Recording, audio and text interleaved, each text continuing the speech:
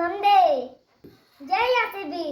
ಕೆಲಸ ಹತ್ರ paint ಕೆಲಸದೊಳಗೆ bumper ಲ್ಯಾಟ್ರಿ 150 ರೂಪಾಯಿ ಟೋಕನ್ ಸಿಕ್ತು.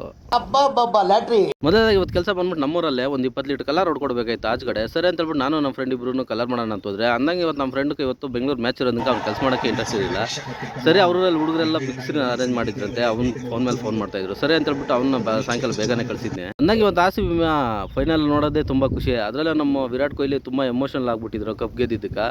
ಸರಿ ಅಂತ ಹೇಳ್ಬಿಟ್ಟು ನಾವು ಎಷ್ಟೋ ವರ್ಷಗಳು ಕನಸಿದ್ದು ಈ ಸಲ ಕಪ್ ನಮ್ಮದೇ, ಈ ಸಲ ಕಪ್ ನಮ್ಮದೇ, ಕೊನೆಗೂ ಈ ಸಲ ಕಪ್ ಮಾತ್ರ ನಮ್ಮದೇ ಅಂತ ಹೇಳಕ್ಕೆ ಇಷ್ಟಪಡ್ತೀನಿ. ಅನ್ನೋಷ್ಟೊಳಗೆ ಹುಡುಗರೆಲ್ಲ ಪಟಾಕಿ ಹಚ್ತಾಯಿದ್ರು.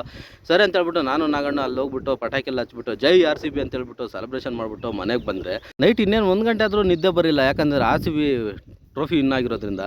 ಲಾಸ್ಟ್ ವಿರಾಟ್ ಕೊಹ್ಲಿಯಲ್ಲಿ ಆ ಟ್ರೋಫಿ ನೋಡೋದಕ್ಕೆ ತುಂಬಾ ಖುಷಿ ಇತ್ತು. ಈ ಸಲ ಕಪ್ ನಮ್ಮದೇ, ಈ ಸಲ ಕಪ್ ನಮ್ಮದೇ, ಎಷ್ಟು ಸಾರಿ ಹೇಳಿದ್ರು ನಮ್ಮದೇನೆ ಅಂತ ಹೇಳಕ್ಕೆ ಇಷ್ಟಪಡ್ತೀನಿ. ಸರಿ ಅಂತ ಹೇಳ್ಬಿಟ್ಟಿದ್ದೆ.